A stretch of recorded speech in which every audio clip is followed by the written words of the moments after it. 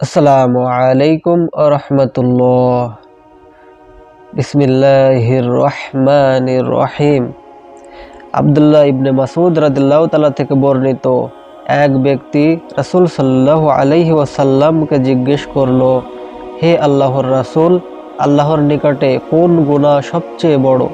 তিনি বললেন, আল্লাহর কোনো সমকক্ষ সাব্যস্ত করা, অথচ তিনি তোমাকে সৃষ্টি করেছেন। লোকটি বলল, তারপর কোনটি?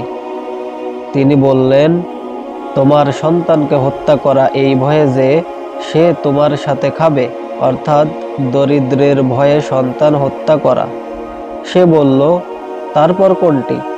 তিনি বললেন, প্রতিবেশীর স্ত্রীর সাথে তোমার ব্যভিচারে লিপ্ত হওয়া।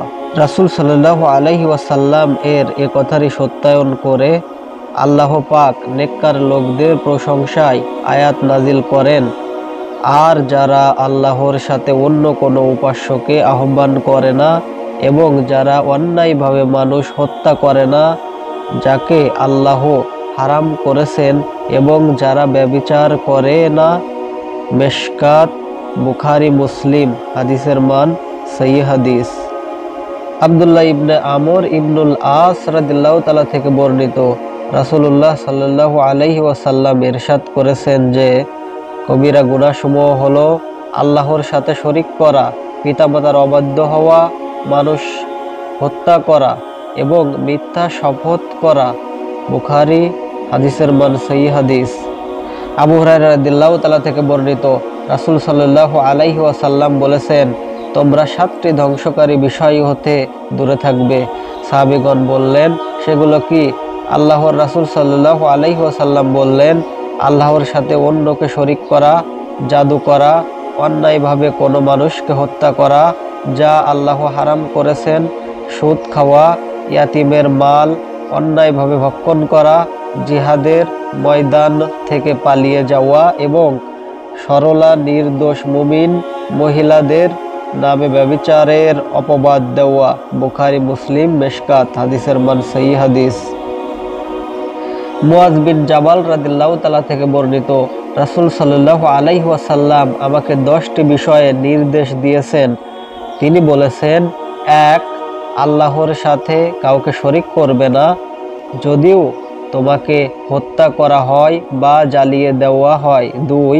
তুমি তোমার পিতা মাতার অবাধ্য হবে না, যদিও তারা তোমাকে তোমার পরিবার ও মাল সম্পদ ছেড়ে বেরিয়ে যেতে বলেন। 3. ইচ্ছাকৃতভাবে কখনো ফরজ সালাত ত্যাগ করবে না, তার পক্ষে আল্লাহর জিম্মাদারি উঠে যাবে। 4. কখনোই মাদক সেবন করবে না, কেননা এটিই হলো সকল অশ্লীলতার মূল। 5.